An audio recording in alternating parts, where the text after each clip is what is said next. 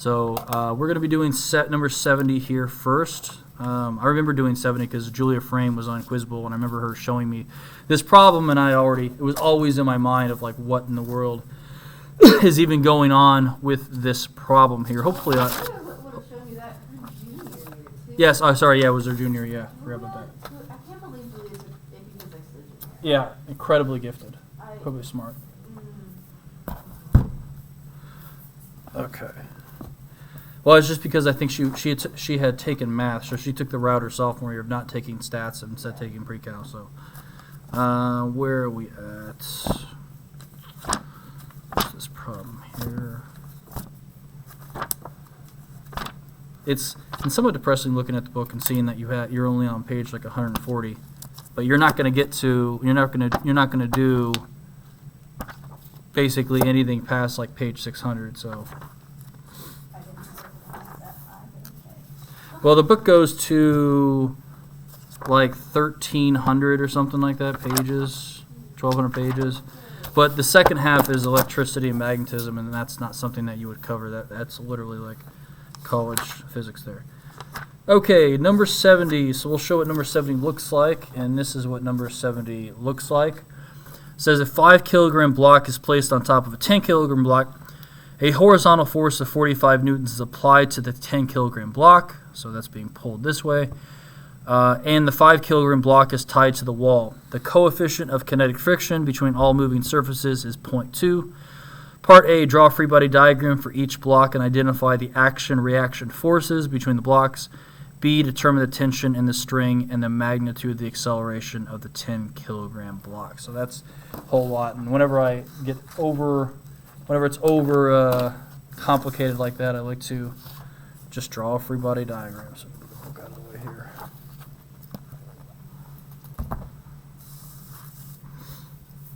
So what is this, number 70?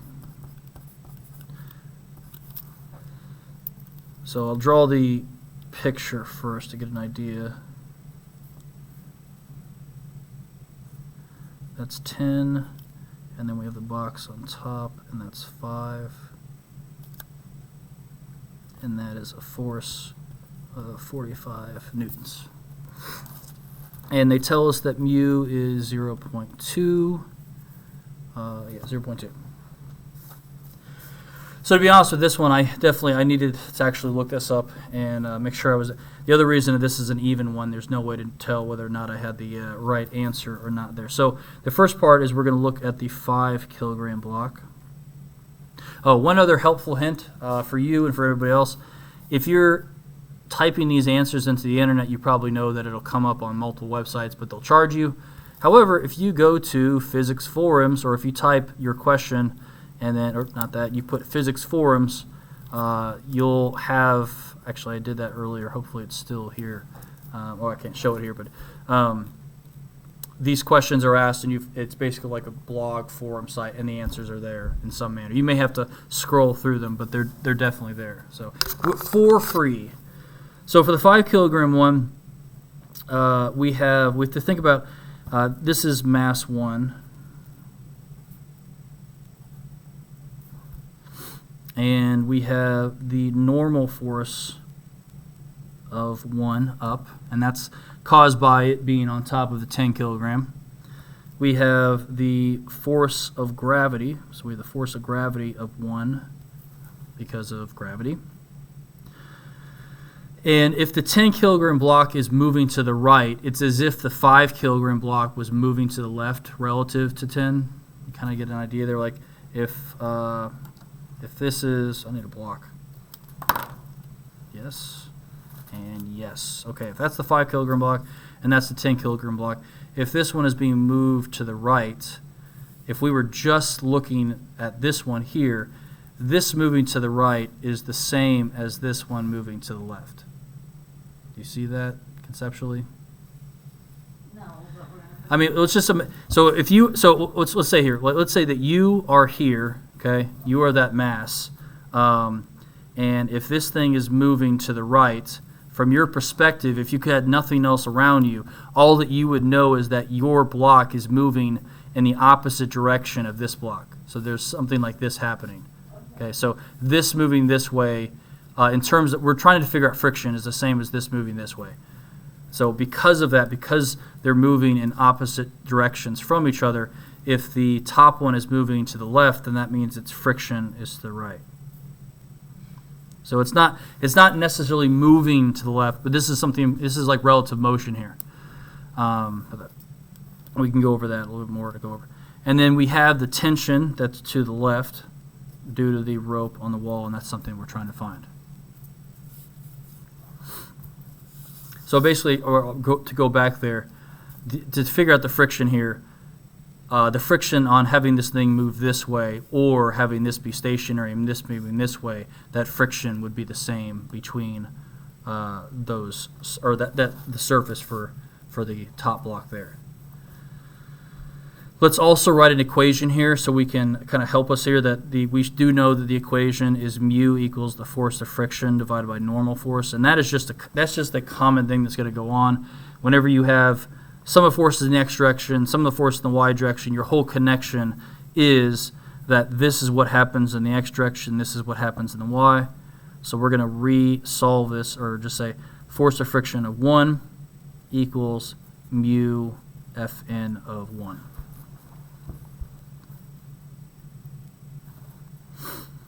Okay, then we'll draw the equation, or draw the equation diagram over here.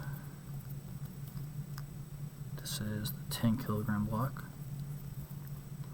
Yeah, and I think the hardest part about these problems is drawing the free body diagram.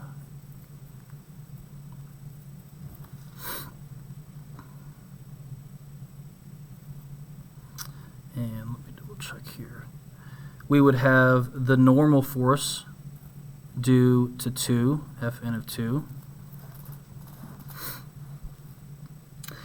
But we would also, so how I wrote this was a little bit different from how the book wrote it, but it came out to be the same answer anyway. We have not only the force of gravity down this way, we have the force of gravity of 2, but we have a reactionary force here. Because F of 1 is pushing, because the surface of this is pushing up, because 10 is pushing up, there has to be a reactionary force that's pushing the opposite direction here. So this right here is Fg of 2 plus Fn of 1. That's the thing that took me a little bit longer to kind of figure out. We have a reactionary force. Because 10 is pushing up on 5, the reactionary force is that 5 is pushing back on 10, and that is an additional force that's downward. It's not just 10 by itself. I guess in one way of thinking about this is that if we understand over here that Fn of 1, or another way we can see, equals Fg of 1, if we see that because the same up is down, then basically another way of writing what we did right there is saying that the force down is Fg of 2 plus Fg of 1. Which makes sense because it's not only the weight of the 5 kilogram, it's also the weight of the 10 kilogram. But how they wanted to show, in order to show that this is the reactionary force of this, but you could solve this. You could solve this equally as valid as that. As well, we have for the other one we have our 45 newtons, which is our F over here.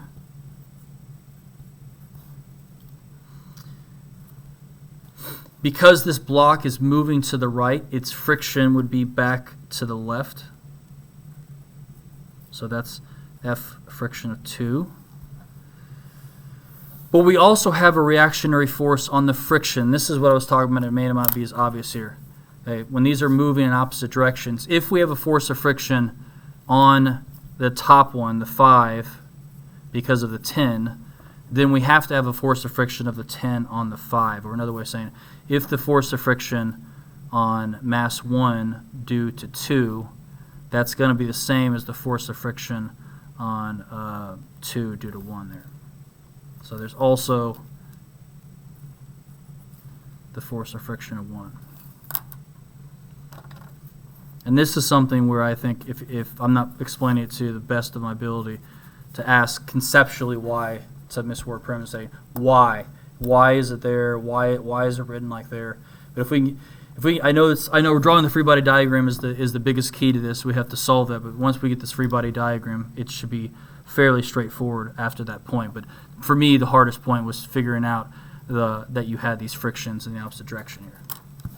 Okay, so we're going to have to, what we're trying to figure out is we're trying to figure out the acceleration. If we can figure out the acceleration, we can also figure out the tension. Just like you did on number 65 down here. The first thing that you did, under this is really squeezed together. The first thing that you did was that you found the acceleration, which was somewhere over here. Once you found the acceleration, you can plug them in to find the tension. So, am I going too slow, going too fast? You're going at just about the right. Okay. Maybe a little slow. Okay. But that's just because I want to get as many Okay. as done. So, some of the forces in the x direction. Now, just to be clear, I'm going to say right is positive and left is negative, up is positive and down is negative. That's not always the same for you guys, but for this. So, right, I have the force of friction of 1 to the right minus tension to the left equals mass 1. Let me go back to my paper here. Mass 1 times A. Let's see, where am I at? Where is there? Yep. Times A. And if we realize here that what is the acceleration on the 5 kilogram block? If it's held by this rope here. Right. So for this one, the acceleration would be 0. So that's all 0. We have the force of friction of 1 minus the tension equals 0. However, we have a way that we can substitute this in. So let's use this equation here to substitute it in for this. So this is mu Fn minus T equals 0. So it's just mu Fn 1 equals T. Yes.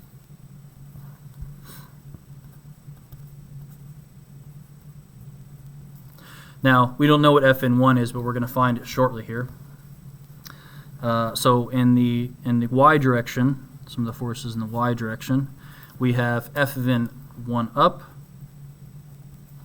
minus F of g1 down, which is just m1g, equals 0 because it's not accelerating up or down. Or Fn1 equals Fg of 1, which equals m1g, which equals 5 times 9.8. So Fn of 1 is 49 newtons.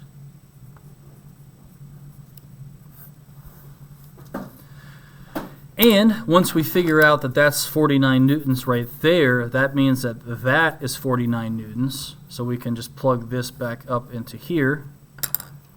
And it told us that mu is 0.2, so 0.2 times 49. And tension, we're actually solving part B first. Part A is draw free body type. Sorry, we're solving part C, I guess, technically. We're finding the tension and the acceleration first. So, because the block is not accelerating, that's what is the so what we're finding now is because we're looking at mass 5, we're looking to find what is this tension right there, and then when we look at mass 10, will allow us to figure out what the acceleration is.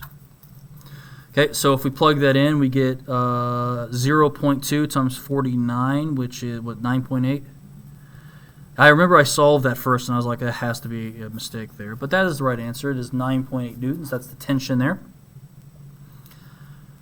Hey, next we're going to figure out what the acceleration is. So it says, draw a free body diagram, identify the action, non-reaction, determine the tension in the string, and the magnitude of the acceleration. That's why they asked us to find the tension first, because most likely we're going to start in the 5 kilograms. So that's the 5. Now let's go ahead and do the sum of the forces and the x direction for the 10.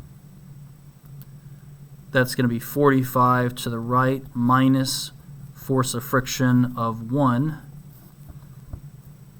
minus force of friction of 2 equals mass 2 times A. So that A is what we're trying to figure out there.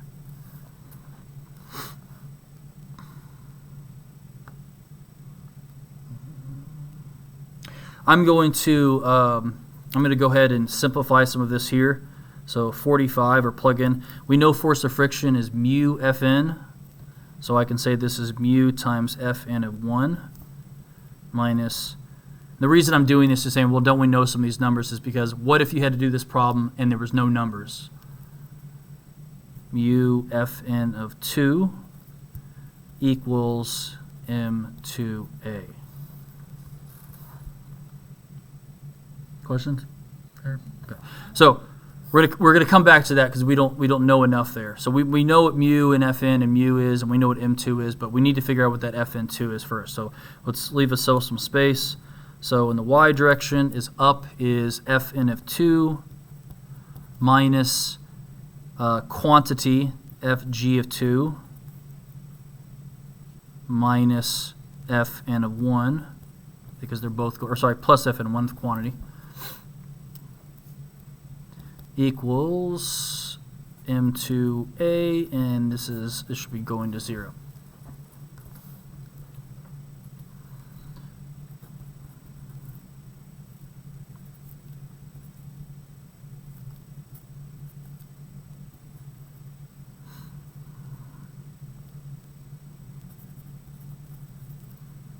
So Fn of 2 minus M2G minus Fn of 1 equals, equals 0. We'll plug in what we know here. Fn of 2 minus 10 times 9.8 minus Fn of 1, which we found already to be 49, equals 0. Add both of those to the other side. I believe we get 147. Yes. And that goes there. This green goes there. This mu goes there and there. And we know what the mass is. So 45 minus 0.2 times 49 minus 0.2 times 147 equals mass 2, which is 10 times A.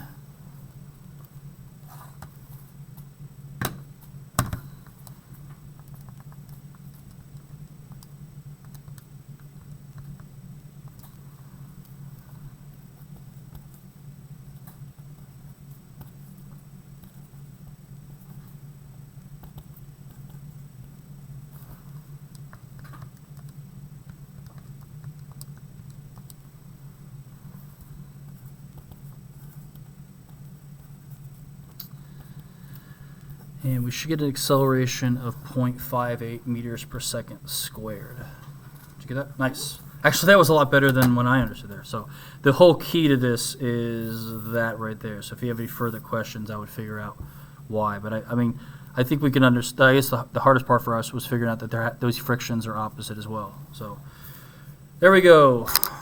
First one down. Hopefully I hit record. Good, I did. Okay. That's 70. We're starting to venture into the ones where I didn't necessarily complete all the way. Let's see which ones I'm willing to expose my shortcomings with. I know I have another paper. Hold on here. Pause. Nope, I don't want to do that. I want to stop it. Okay, we're just continuing. So other things we want to look at today. There we go. 75, I think 75 is 75 is an interesting one because you're not using any actually 75 or 77. I haven't completed 79 all the way, so 75 and 77 are both good for me. okay, yeah. 79 yeah, I have to, it's all variables, so I have some questions of my own for Ms. Workroom about necessarily what can we simplify with that. So number 75 shouldn't be as long. The reason, I guess, on this page, the reason I had you write out mu fn is that what if there's a problem where it doesn't give us any numbers? Well, you'll be able to solve that. So 75 is similar to that. There you go, full screen. Focus. 75 says review, so that's always fun. Whenever it says review, it's giving me clear station that we're going to be probably doing something from linear motion or projectile motion. A hockey puck struck by a hockey stick is given an initial speed vi in the positive x direction. The coefficient of kinetic friction between the ice and the puck is mu k. Obtain an expression for the acceleration of the puck as it slides across the ice. Collectively, all our heads go down. B, use the result of part A to obtain an expression for the distance d the puck slides. The answer should be in terms of VI, UK, and G. So I've come up some ways of making this so it's not so complicated. Just, I guess, a side note to any of this, especially in projectile motion, whenever you have that.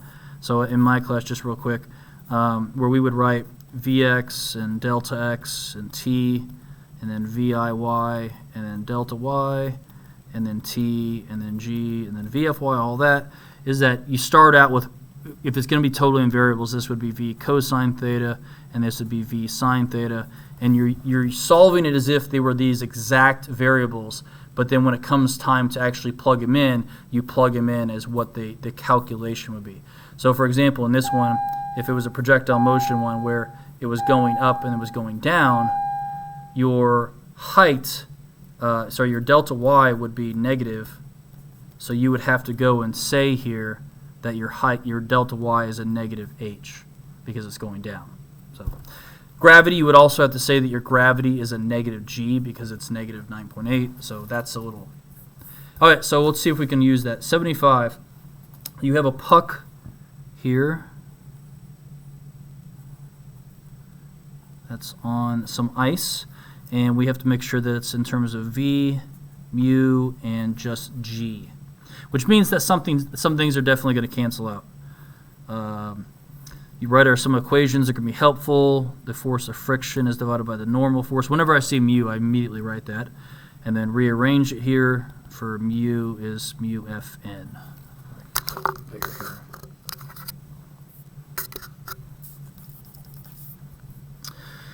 Draw a free body diagram. I'm going to go ahead and show that it is going in this direction. So this is the initial velocity it has going this way. And it's pretty straightforward because there's only one object here. We have the force of gravity down, which is really just mg. We have the normal force up. And then because it's sliding to the right, the force of friction would be to the left. Hey, whenever we have free body diagram and they're asking us to do the acceleration, we're going to have to do the sum of the forces in the x and the sum of the forces in the y. So hopefully this will be a little bit review from what we just did. Oops.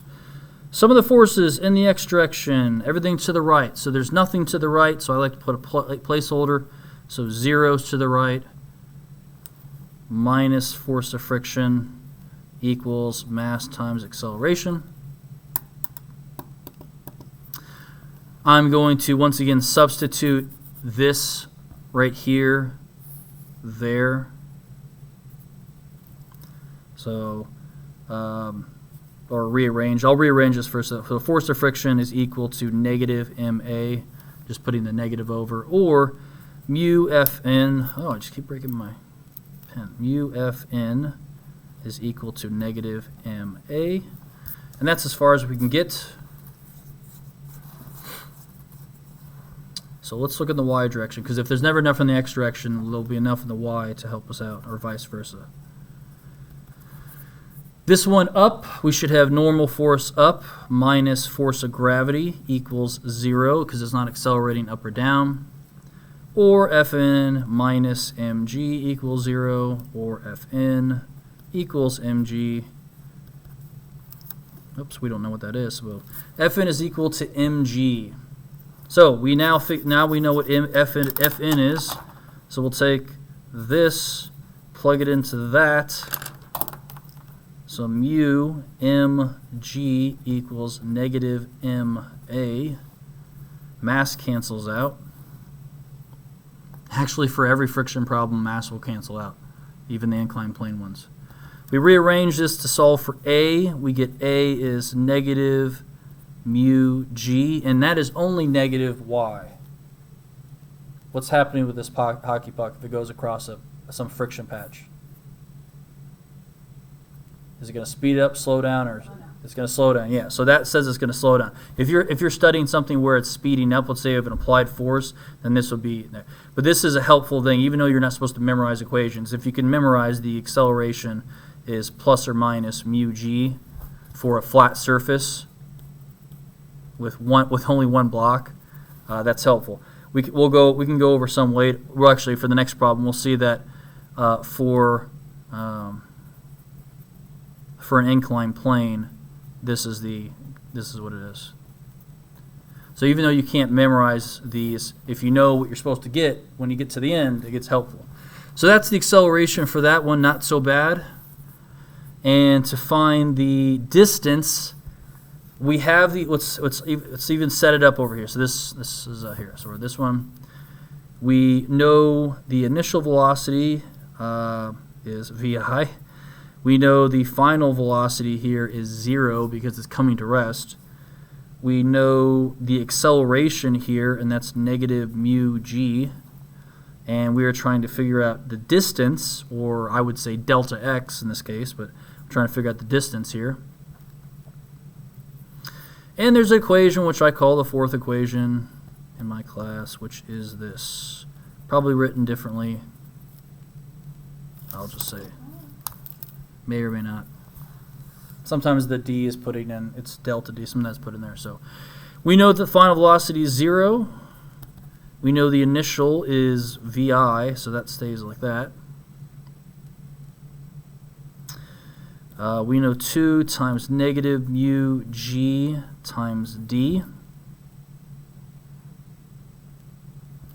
Or negative vi squared equals negative 2 mu g d. And if we solve for d, we get negative, or so both these negatives cancel out. And you get vi squared divided by 2 mu g. Not bad. But realizing that it helped to look at this one because we realized, hey, if we know this and this, then that simplifies things a lot easier for us. So that's 75, the acceleration. So we will see on this next one that understanding that is going to be helpful. 77 is a doozy. It took me longer than I probably wanted to understand, but hopefully it will not take this long. This is, I don't know if this has to be the last one. We're kind of going through here at a decent pace. 77. Get it here, there, kind of. 77, a frictionless plane, and I'll draw it on here. This is the one where I looked at and I was just shaking my head because, like, really? Like, seriously? A frictionless plane, it is frictionless. Let's just pray that was the good thing. Frictionless plane is 10 meters long and inclined at 35 degrees. The picture does not match this. A sled starts at the bottom with an initial speed of 5 meters per second up the incline. When the sled reaches the point at which it momentarily stops, also known as its max height, that's going to be help. When it reaches that, when it momentarily stops, that's its max height. And that's where the final velocity is 0. A second sled is released from the top of the incline with an initial speed of vi. Both sleds reach the bottom of the incline at the same moment, which means that I'll explain this in just a second. Determine the distance that the first sled traveled up the incline, and determine the initial speed of the second sled. Drawing a picture will have us better idea of what's going on. So I'm gonna draw instead of just one. We are way too close. There we go. One sled. Let's look at both of these here. So we have that. So that's the first sled that's going up and then down. We have the same exact sled, and this is just the block. So this is block what I'm calling block 2, and then we have block 1 that's going up and then down. So it's sliding up till it reaches this point here, and then it's sliding down. Whereas during the time, this one is sliding down. They tell us that let's be very specific about what they're telling us here. They say that the moment that the first block reaches its max height, which is this point right there, okay, when the moment it reaches there, the other one is released, but they both, and they both, hold on here, and they reach here at the same exact time. So another way of saying this is that the time, let me sharpen my pen. The time it takes the first sled to go from here to here is the same exact time it takes the second sled to go from there to there. Because they say it goes up to its max height the moment this is released, this one's released, but because this one is accelerating longer here, it's going to reach the same.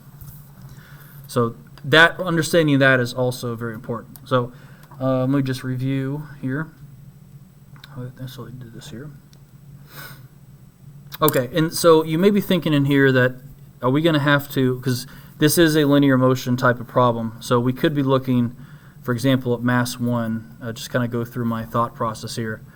If we wanted to figure out the max height at this point, we could say, what is that? What mass is it? Is it just 1 kilogram? It doesn't tell you the mass because it ends up that the mass actually does not matter. We'll see in a second. So mass 1, we're trying to find its max height. And if we were doing something where we were throwing it straight up into the air, we would know the initial, we know the final, we would know the delta y, we would know gravity, we could solve all those. However, this is happening at an angle, so there's two ways of doing this. The hard way, which is how I started out, and the easier way. We could talk about what VI is at an angle by using cosine or sine theta, also expressing gravity at an angle with cosine or sine theta, and also expressing D with cosine or sine theta. The better realization here, let me draw my, hold on here. I'm trying to look at my notes and make this the most clear as possible, what we're doing here. They do tell us the initial velocity of 1. And they say that it is 5 meters per second. Now when I first saw this, I was like, these are at an angle. Maybe I should do V cosine theta, V sine theta.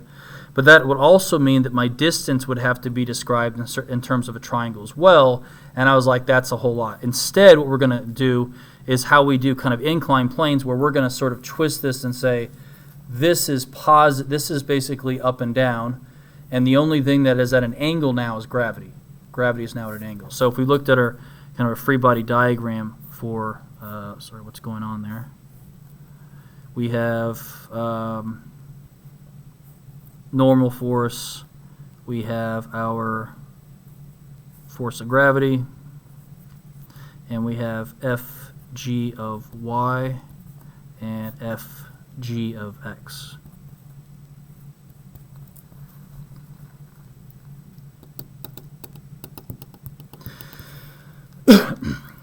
And the realization here, hold on, I'll just review this real quick.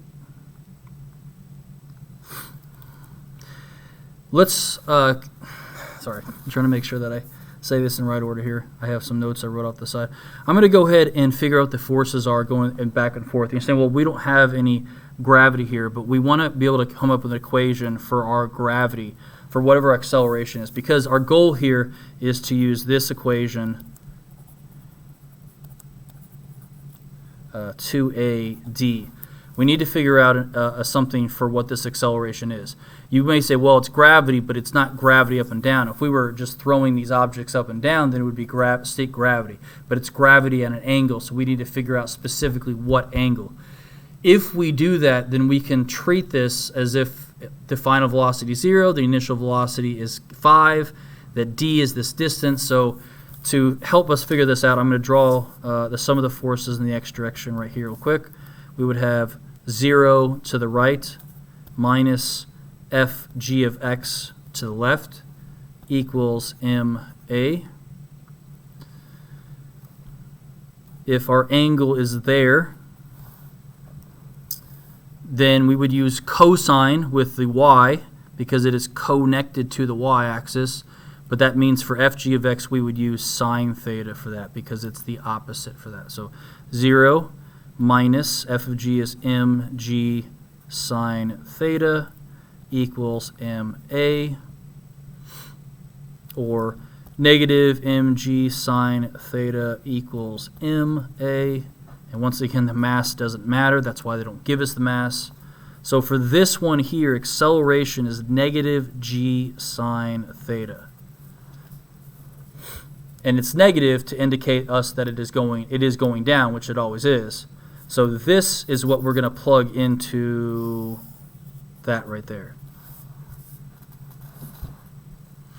And if you actually compare this to the last problem that we just did, it is this exact thing right here, okay? But we don't have any friction, so there's no mu, so it's plus or minus g sine theta. So because we did that, all of these are now their linear versions. They're all the hypotenuse versions. So this is 0 squared equals 5 squared plus 2. I'm going to run out of space here. Sorry. 0 squared equals 5 squared plus 2 times negative g sine theta times d.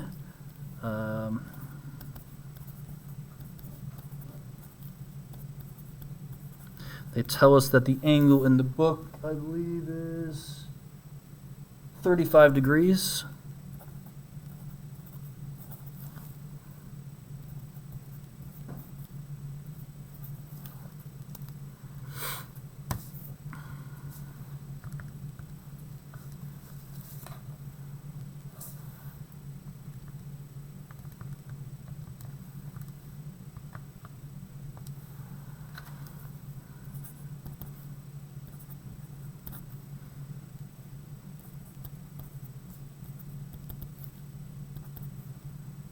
I got 2.22 meters from that.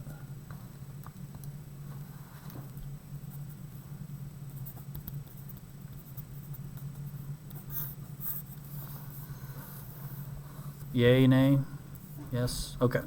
So that is actually helpful here because if we want to know, it asks us that this second block isn't being released from rest. Because if it was, there's no way it would possibly catch up to this other one. This one has to have some initial velocity in order to catch up for this. The helpful hint here is that the time between both of these is exactly the same. So the time of one equals the time of two. And so now we have to figure out where we're going to use an equation. We know the length of this whole entire thing. They say it's 10, so this length is 10 meters. We know that the time that it takes to fall is sorry, where did I find the time? Oh, let's go ahead and actually figure out before we do any of the work. Let's figure out the time that it actually takes to get to the top. So we found basically the height, the max height there. This is what the max height is, and we're going to figure out now the time it takes to get there. So if we use this second equation plus a t, so 0 equals 5 plus a is negative 9.8 sine of 35 times t. We have to realize that that's just the time up.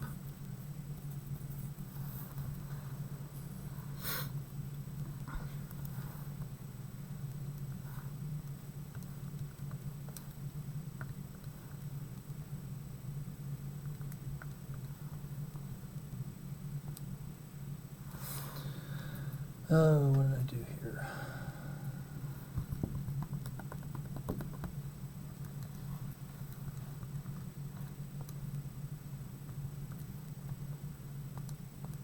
I got 0.89 seconds. So that's really helpful here because if we understand conceptually, the time it takes for it to go up the trap to its max height is the same time as it takes to do what from its max height. Yeah, so we have just figured out right here what this time is right here. That is 0.89, and then that is also 0.89 because it was 0.89 up and 0.89 down. Now we have everything we need to know for this, so we can treat this. So now we can look at the second mass here, and let's just go ahead and figure out what we have, and we should be pretty clear. We're trying to figure out what the initial velocity is. We know that the distance it has to move is 10 meters. We know the acceleration is negative g, sine theta, or negative 9.8 sine 35. And we also know now the time is 0.89. So there is an equation that we can use. In my class is the third equation, where we can write it as VIT plus 1/2 GT squared, or sorry, 1/2 AT squared. And let's celebrate it all that we know. We know the initial velocity, or sorry, we're trying to calculate the initial velocity.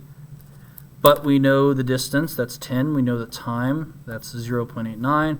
We know the acceleration, that's negative 9.8 sine of 35. So we have to rearrange all this and solve for VI, and that is the initial velocity.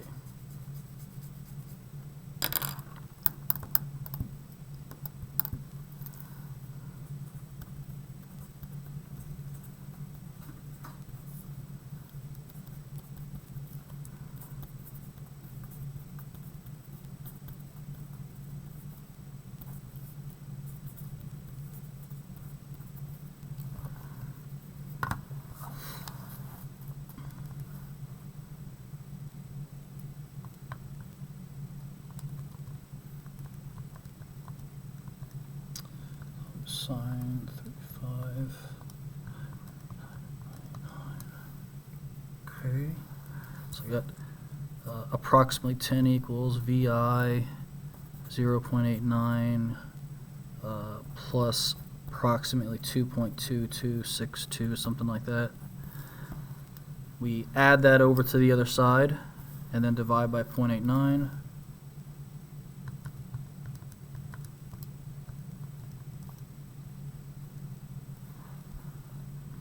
Let me check that work again.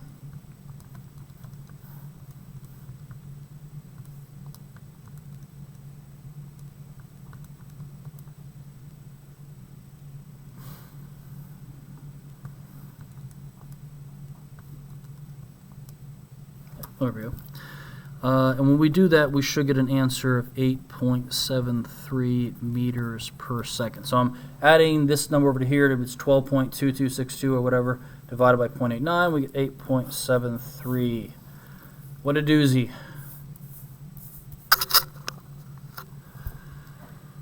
I would say the hinging thing on this is understanding conceptually what's going on, but figuring out what this was right here was really, really, really important there.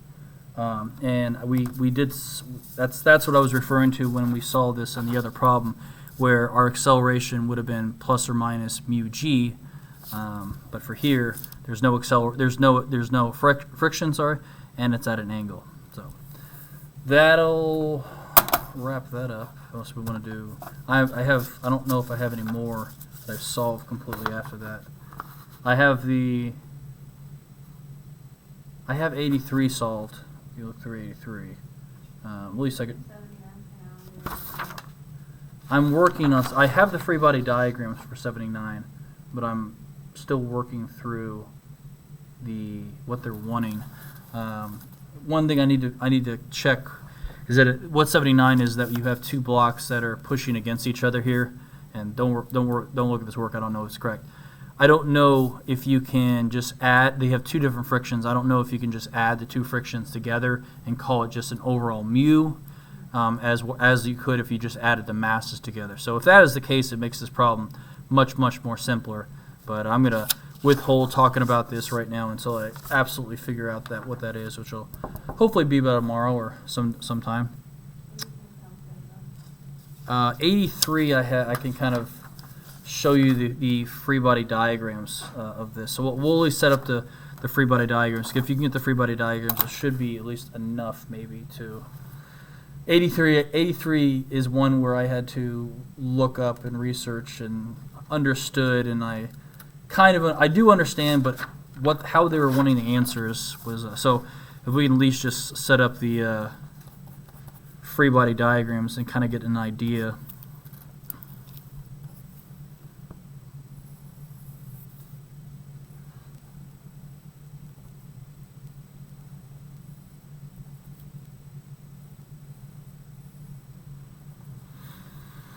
It tells us for this that M1 is 2 kilograms, that M2 is 3 kilograms. I hate when they do this, when they make the numbers so close.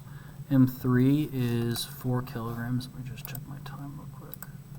Oh, we're going good. We were under an hour. Good. M3 is 4 kilograms. There, let's actually just look at the problem. Here's the picture. So there is a force that's being enacted on it. Let's see here. It is frictionless. Thank you. It is frictionless. That's good. So mu is equal to 0. You have a force that's being pushed and applied onto the first block over here. It says, let's read it here. It says we pushed on 2 blocks in a so in 5-7. Suppose 3 blocks are in contact with one another on frictionless horizontal surface. A horizontal force F is applied to M1. Here are the masses. That says F is 18 newtons, so we want to write that down. Hold on here. F is 18 newtons. Draw a separate free body diagram for each block. Determine the acceleration of the blocks. Find the resultant force in each block. Find the magnitudes of the contact forces between the blocks. You're working at construction. Part E is a conceptual question we can answer at the end. So the first thing we need to do is draw the free body diagrams here. And how the book shows if you have a reactionary force is that they use P. What the problem they were referring to was 5-7, and I'll go back and try to find what that is. Yeah. So if we use this problem right here in the book to understand what they're kind of expecting here, if we look at M1, there is the force to the right. So there's the normal and gravity. That makes sense. Okay. There's the force to the right, but there's also P, which is how they denote it as the force of the second block on 1. That's why that's the force of 2 on 1. Okay. For the second block, you don't directly have the force pushing on there, but where this force comes from is that if M2 is pressing on M1, Newton's third law says that M1 is pushing on M2. These are exactly the same force here. So when you add a third force, you're going to have another reactionary force, which is what they call Q. At least that's what the book referred to as Q. So that's just the reactionary force. So M1, push it too hard. M1, we have the normal force of 1. Actually, to do all these problems, here's the really helpful hint. If there's no incline and there's no friction, you can just ignore what happens in the y direction, because the only connection is force of friction over normal force. But if there's no mu, then there's no need to connect the two. So we'll draw those in there. We have a force to the right, which they said was 18.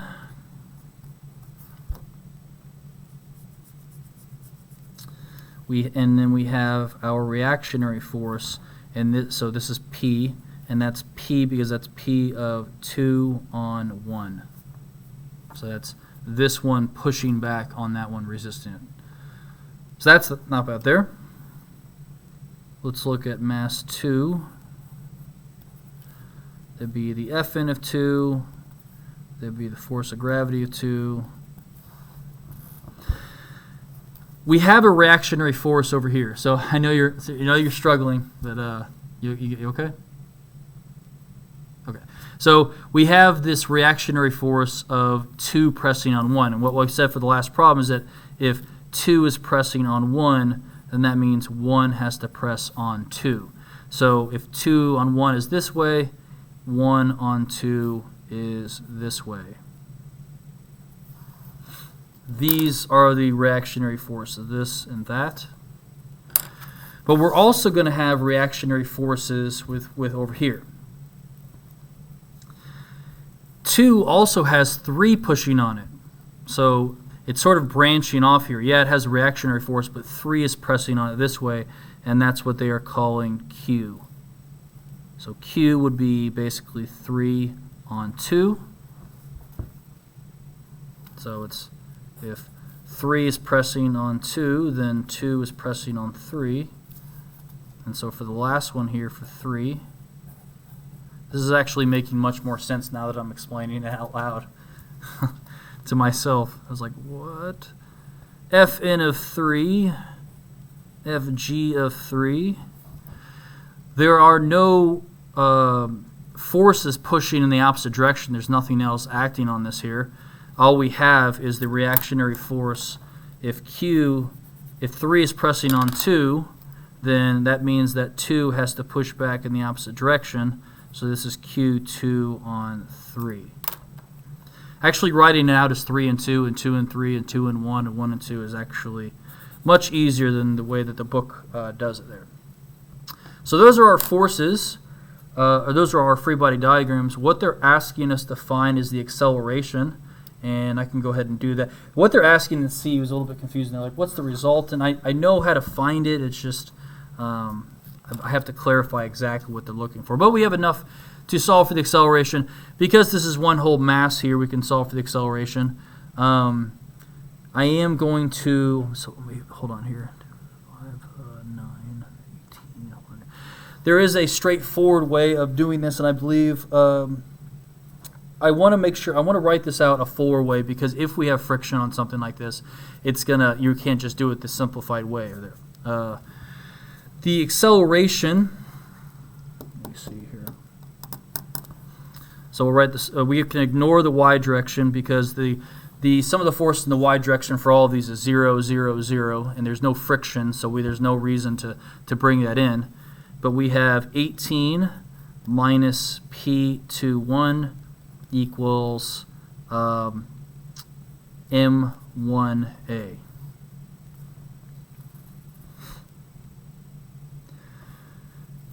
Let's go ahead and solve for P21. So P21 equals 18 minus M1, which is 2A.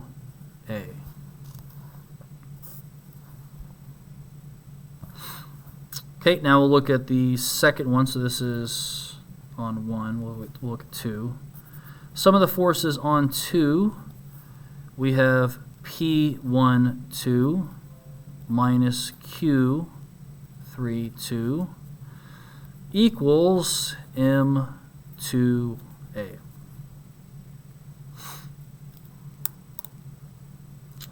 me see here.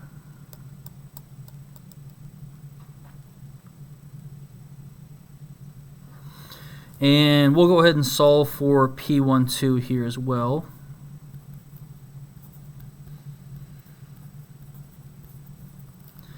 And that's as far as we can go.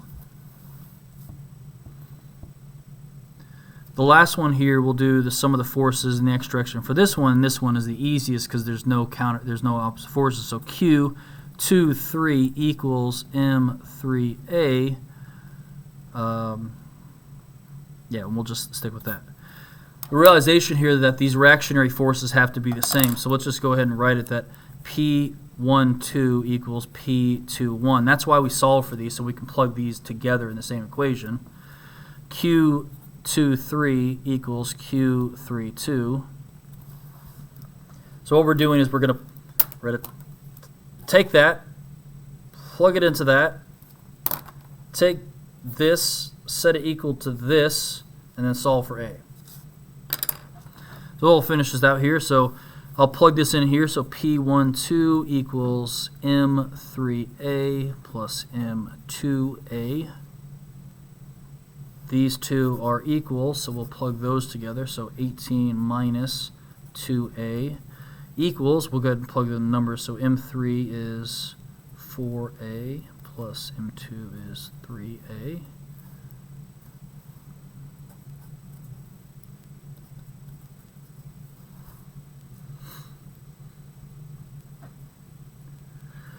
Adding over 2a, 4a plus 3a is 7a, plus 2a is 9a. We get 18 equals 9a, or a is 2 meters per second squared. Now, what I'm about to tell you is probably going to make everybody angry here, but there was a simpler way we could have done this, only because if no friction, let's say if no friction and no angles here, if you notice here, what is 18? Where did this 18 come from here? It ultimately came from this, which came from that. So this is the overall force. The net force here is 18. The overall masses, the total mass is 2 plus 3 plus 4, which is 9. F equals ma. Oh, sorry. So the net force is 18. The total mass is 9. F equals ma says that we can just take a equals F over m, or 18 divided by 9 to get 2.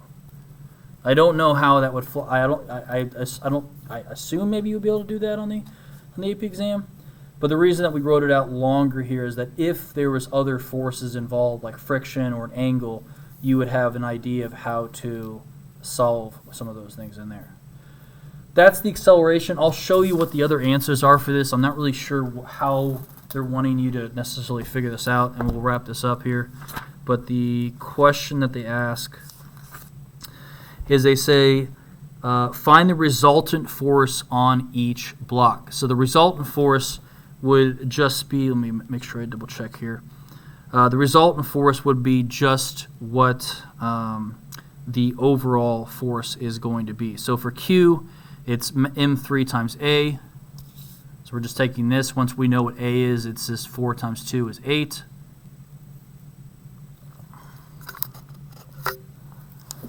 And this part's separate.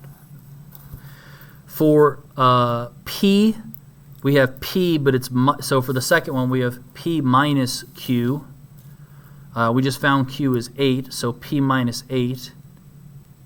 I'll write this out again over here. So P minus Q equals M2A. We just found out what Q is. We know what M2 is, and we know what A is. And when we calculate that, P equals 6 newtons.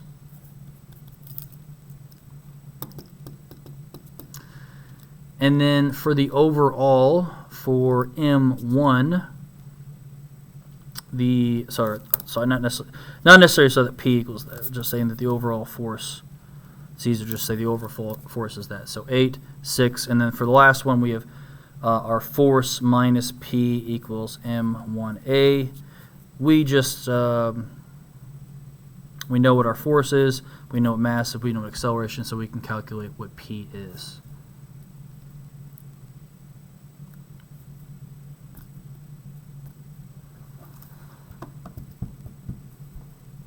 You guys finished?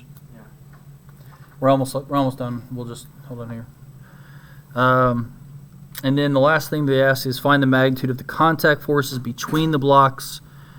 I believe that's basically what we just found out here, what Q is and what P is for that. So that's some of that was a little bit more confused about of how necessarily you know that. I'll have to follow up in a video of what they're asking about there. And then the last part says you were working on a construction project. A coworker is nailing up plasterboard on one side of a light partition, and you are on the opposite side providing backing. Basically, what they're saying in this problem is that let's say that you were mass 3 over here, and 2 is a board that they place in between you and the wall. So 1 is the wall. They're hitting the hammer against the wall. They put up a piece of board in between you and your back, and they're asking why, I guess intuitively, do you feel less force than if there was no block in between? I guess what I would say here is that because there's a reactionary force on both of these, the force doesn't instantly translate to the third mass because your mass is increasing in terms of that. I think that's kind of one way that you could think about why that would be the case. So that is 83, and I think that's where we're going to stop it right there. So go ahead and check out the rest of the problems, and we'll be with another video here just under an hour.